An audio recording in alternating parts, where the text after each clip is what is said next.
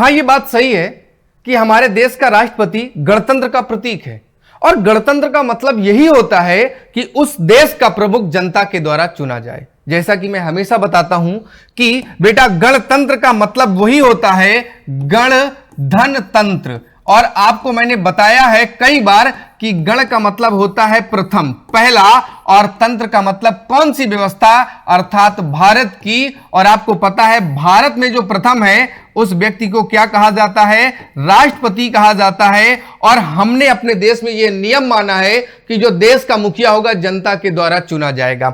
हमारा जो राष्ट्रपति है वो क्या होगा, वह राष्ट्रपति चुना जाएगा। क्यों? क्योंकि हमारे देश में क्या है बेटा, क्योंकि हमारे देश में लोकतंत्र है और लोकतंत्र में चुना गया मुखिया होगा। क्या होगा?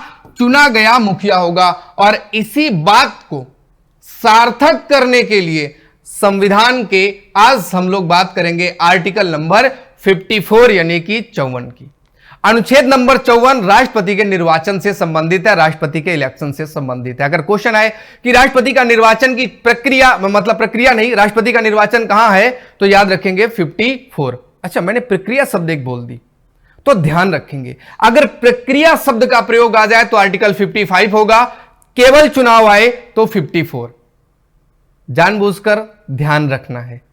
प्रक्रिया मैनर आए 55, केवल इलेक्शन पूछे 54। अब इलेक्शन में पार्टिसिपेट कौन करेगा? मैं हमेशा पढ़ाता हूं कि इलेक्शन जब भी आए तो दो चीजें याद रखनी है, पहला वोटर, दूसरा मैनर। तो आर्टिकल नंबर 54 में वोटर, इलेक्टोरल कॉलेज, निर्वाचक मंडल है, कौन वोटिंग करेगा, और 55 में बताया गया चुनाव का तरीका क्या होगा, वोटिंग कैसे होगी। तो आइएगा हम आज बात करेंगे 54 की, यानी कि राष्ट्रपति के चुनाव में कौन कौन पार्टिसिपेट करता है। वीडियो पसंद आए तो लाइक जरूर करें, हंसते रहे, मुस्कुराते रहे। आओ, क्या कहता है आर्टिकल नंबर 54, राष्ट्रपति का निर्वाचन। निर्वाचन में क्या कहा गया, राष्ट्रपति का निर्वाचन ऐसे निर्वाचक गण के सदस्य करेंगे। निर्वाचक गण, इलेक्टोरल कॉलेज, राष्ट्रपति चुना जाएगा, प्रधानमंत्री चुना नहीं जाता, यह बात याद रखिएगा।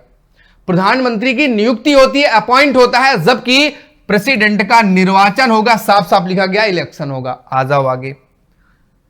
पहले वोटर कौन होंगे, नंबर 1 बताया गया, संसद के दोनों सदनों के निर्वाचित सदस्य। ध्यान रखना है, इलेक्टेड मेंबर। सभी क्यों नहीं, संसद में दो तरह के सदस्य होते हैं, एक निर्वाचित और एक मनोनीत। वर्तमान की बात करें तो लोकसभा में 543 सभी निर्वाचित हैं, क्योंकि जो आपके एंग्लो इंडियन थे उनकी नियुक्ति समाप्त कर दी गई 2019 में। लेकिन राज्यसभा में 12 सदस्य कला, विज्ञान, साहित्य, समाज सेवा से राष्ट्रपति के द्वारा ही नियुक्त किए जाते हैं। तो राष्ट्रपति के चुनाव में उनको क्यों रखा जाए, तो इसलिए उनको राष्ट्रपति के चुनाव से बाहर रखा जाता है। बाकी के वर्तमान में 233 लोग जनता के द्वारा चुने जाते हैं, यानी कि विधायक के द्वारा चुने जाते हैं, यानी कि MLA के द्वारा चुने जाते हैं, तो वो राष्ट्रपति के चुनाव में हिस्सा लेंगे। शब्द याद रखना, निर्वाचित लोकसभा के सांसद और राज्य की विधानसभाओं के निर्वाचित सदस्य।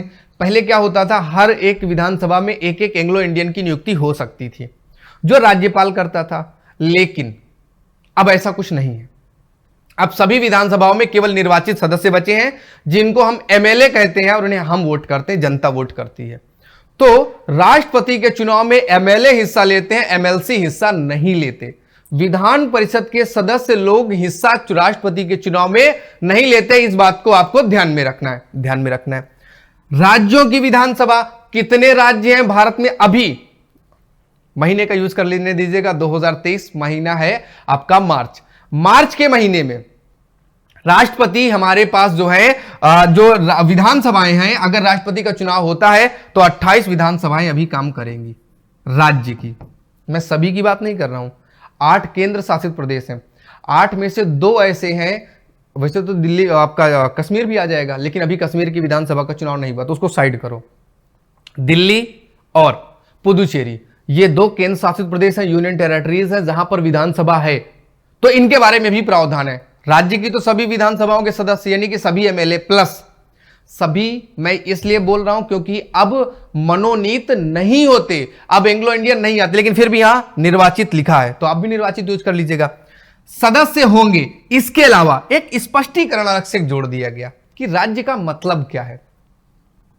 इस अनुच्छेद और मतलब यहां पर जो ये राज्य लिखा गया है, इस राज्य का मतलब मैंने तो 28 बताया, लेकिन आगे कुछ और कह रहा है, और कह रहा है कि अनुच्छेद 55, यानी कि जब कल आप पढ़ोगे तो कल भी एक जगह पे राज्य शब्द लिखा होगा, तो उस राज्य का मतलब क्या है? उस राज्य का मतलब है कि दिल्ली राष्ट्रीय राजधानी क्षेत्र और पांडिचेरी संघ क्षेत्र भी इसमें शामिल होंगे। यूपी, एमपी, झारखंड, बिहार 28 राज्य तो ये हो गए, प्लस केंद्र शासित में लक्षद्वीप, दादर नागर हवेली, चंडीगढ़ शामिल नहीं होंगे। दिल्ली और पुदुचेरी इन दोनों में विधानसभाएं हैं, तो इसके भी निर्वाचित विधायक राष्ट्रपति के चुनाव में हिस्सा लेंगे। और यह प्रक्रिया पहले से नहीं थी कि केंद्र शासित प्रदेश के लोग भी राष्ट्रपति के चुनाव में हिस्सा लेंगे। इसके लिए 70वां संविधान संशोधन 1992 बनाया गया, जो आगे चुनाव में राष्ट्रपति के इसका प्रयोग किया जाना था।